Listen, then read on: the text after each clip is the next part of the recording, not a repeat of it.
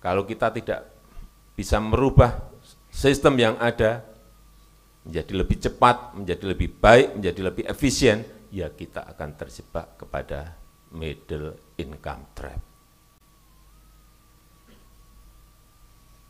Padahal peluangnya besar sekali. Bonus demografi akan muncul nanti di tahun 30-an. Yang kedua, sumber daya alam kita ini pas. Pas kita memiliki reserve nikel yang besar, pas ada yang namanya mobil listrik. Tapi kesempatan itu hanya muncul biasanya dalam satu peradaban sebuah negara itu hanya sekali. Dan disampaikan kepada saya dari World Bank, dari OECD, dari IMF, dari McKinsey, semuanya menyampaikan, Presiden Jokowi, hati-hati, Indonesia memiliki peluang besar untuk melompat. Tapi kalau ditangani dengan cara yang keliru, rutinitas, monoton, mohon maaf, negara Anda akan terjebak pada negara berpendapatan menengah terus, seperti yang terjadi di Amerika Latin. Ini yang kita nggak mau.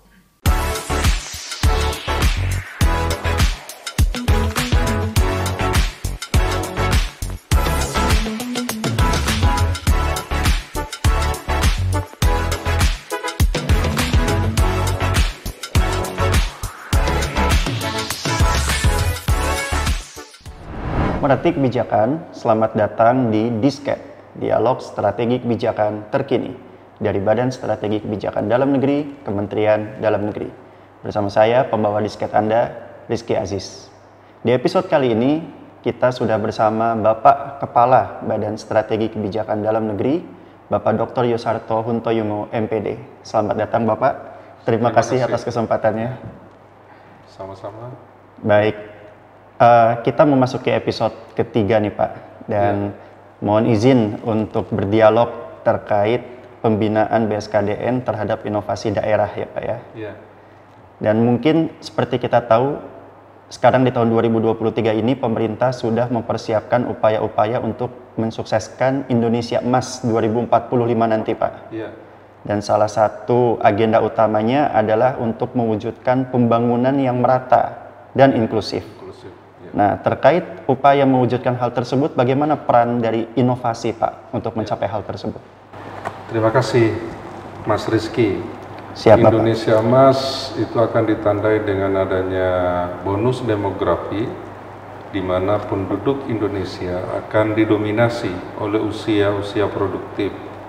Dan dengan demikian akan ada percepatan dalam pencapaian produksi maupun untuk melaksanakan kegiatan-kegiatan produktif, dan akan meningkatkan produktivitas di tingkat nasional. Inovasi akan sangat berperan, terutama pada saat itu akan diwarnai dengan pemanfaatan teknologi untuk semua aspek yang berkaitan dengan penyelenggaraan kehidupan masyarakat dan berpemerintahan.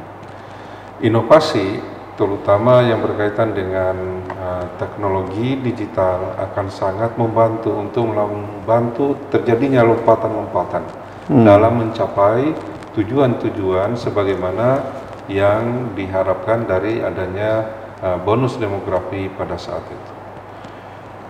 Inovasi sekali lagi akan menjadi instrumen untuk menjadikan pemerintah daerah, khususnya yang ada dalam binaan BSKDN, dapat mencapai tujuannya sesuai dengan harapan dari masing-masing daerah. Baik Bapak, dan kalau kita berbicara tentang inovasi Pak, banyak yang masih berpikiran inovasi itu kaitannya dengan inovasi teknologi, di mana kita perlu memanfaatkan aplikasi digital ya Pak ya. Padahal juga padahal inovasi yang non aplikasi digital juga itu perlu dilakukan, dan kaitannya dengan area-area lain yang perlu diinovasikan. Salah satunya misal kita sebagai ASN ada istilah inovasi administrasi Pak.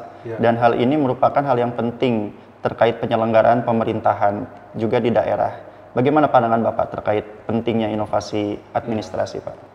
Pentingnya inovasi di bidang administrasi terutama adalah untuk memangkas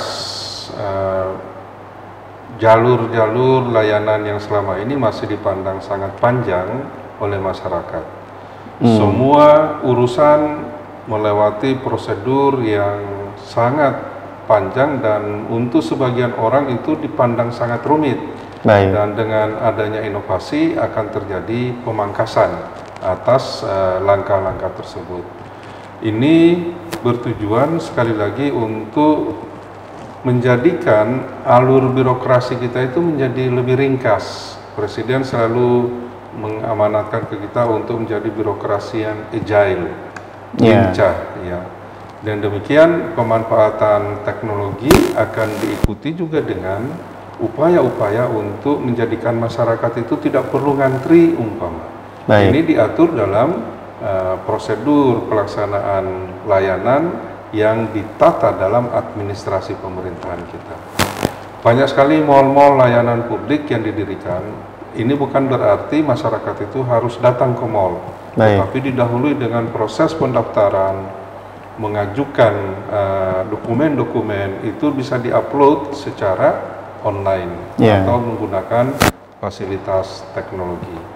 Dengan demikian sangat terbuka peluang bagi pemerintah daerah, terutama OPD-OPD yang memberikan layanan pada masyarakat, mulai dari dinas penanaman modal dan pelayanan terpadu satu pintu, lalu dinas kependudukan dan catatan sipil, berikutnya dinas sosial mungkin yang membuka layanan pada masyarakat. Ini lewat inovasi administrasinya dapat memberikan kemudahan dalam bentuk percepatan layanan kepada masyarakat, dan ini menjadi bagian dari inovasi administrasi pemerintahan. Baik Bapak, seperti yang Bapak sampaikan, dan inovasi administrasi selain memang perlu pemanfaatan aplikasi, juga bisa juga non aplikasi, Pak, ya? Ya, bisa, ya. Baik. Dalam bentuk perbaikan arsip ya, yang ada di setiap OPD, dinas-dinas, baik. Dan dengan demikian begitu ada konfirmasi untuk kebutuhan penyampaian dokumen dan sebagainya, tinggal dikonfirmasi dengan arsip yang ada di masing-masing OPD. Baik Bapak, menarik sekali. Dan berbicara tentang inovasi Pak, tentu kita ingat betul bahwa perhelatan Akbar Inovatif Government Award kita akan laksanakan juga di tahun ini ya Pak ya. Dan dari tahun ke tahun memang kita perlu bersyukur bahwa adanya peningkatan jumlah pelaporan Pak, dan juga partisipan dari IGA sejak 2018 sampai yang terbaru 2022 kemarin. Dalam pandangan Bapak Kaban, apa sebenarnya yang berpengaruh pada peningkatan jumlah inovasi dan partisipan ini Pak dari tahun ke tahun? Kesadaran dari pegawai yang ada pada OPD di setiap pemerintah daerah semakin baik. Bahwa inovasi ini menjadi kebutuhan untuk mengatasi berbagai permasalahan, terutama yang berkaitan dengan keterbatasan resources, bisa jumlah orang atau jumlah anggaran yang dikelola oleh masing-masing OPD. Dengan inovasi, mereka semakin sadar dari waktu ke waktu bahwa mereka akan menjangkau lebih banyak masyarakat untuk dilayani, dan tingkat kepuasan masyarakat juga yang menjadi tuntutan saat ini dapat mereka penuhi dengan adanya inovasi. Dan demikian, yang tadinya hanya masih tersisa sekitar 32 daerah lagi yang belum melaporkan inovasi, kami harapkan untuk 2023 ini seluruh daerah di Indonesia, 38 provinsi, berikut 514 kabupaten kota seluruh Indonesia bisa melaporkan inovasi. Baik Bapak, dan tadi Bapak sudah sampaikan ada peningkatan kesadaran dari para inovator, itu juga mungkin dipengaruhi oleh intensnya fasilitasi dan asistensi yang BSKDN laksanakan ya Pak ya? Betul, ya. Ini salah satu cara untuk kita mencoba mengintensifkan pemberian sosialisasi maupun pembinaan kepada pemerintah daerah. Diharapkan dengan gadget yang dipegang masing-masing, setiap OPD dapat menggunakan gadget tersebut untuk tujuan-tujuan memperbaiki kinerja di organisasi pemerintahan daerah masing-masing. Baik Bapak, dan mungkin pertanyaan terakhir Pak, kaitannya dalam membangun ekosistem inovasi agar inovasi ini dapat terus berlanjut gitu Pak. Itu bagaimana Pak kiat-kiat untuk membangun ekosistem inovasi dalam pandangan Bapak? Ya, pandangan saya kita harus menemukan permasalahan utama yang dihadapi oleh setiap daerah atau organisasi pemerintah daerah atau entitas di mana ekosistem inovasi itu akan dibentuk. Dengan adanya permasalahan utama ini, kita akan mencoba mendefinisikan apa yang menjadi musuh utama kita, common enemy, apakah di tingkat kabupaten atau provinsi, yang selanjutnya berdasarkan direction dari kepala daerah, seluruh OPD mencoba untuk menyasar penyelesaian permasalahan yang menjadi musuh bersama dari daerah yang bersangkutan. Katakanlah sekarang kita berbicara tentang inflasi. Bagaimana pengendalian inflasi ini menjadi musuh utama, lalu kita akan melakukan berbagai program yang saling mengkait antara satu OPD dengan OPD yang lain. Baik. Katakanlah pernyataan dari pimpinan, lakukan upaya untuk penetrasi pasar, ya melakukan operasi pasar. Nah, di sini akan terlibat bukan hanya dinas perdagangan, tetapi juga dinas perhubungan. Bagaimana agar operasi pasar yang dilakukan itu bisa tepat waktu, bisa berada di tempat-tempat yang akan dituju dengan memberikan akses transportasi yang lebih baik dibandingkan hari-hari biasa. Demikian juga dengan dinas-dinas yang lain, turut berpartisipasi dalam upaya untuk mengurangi atau memperlancar pelaksanaan operasi pasar.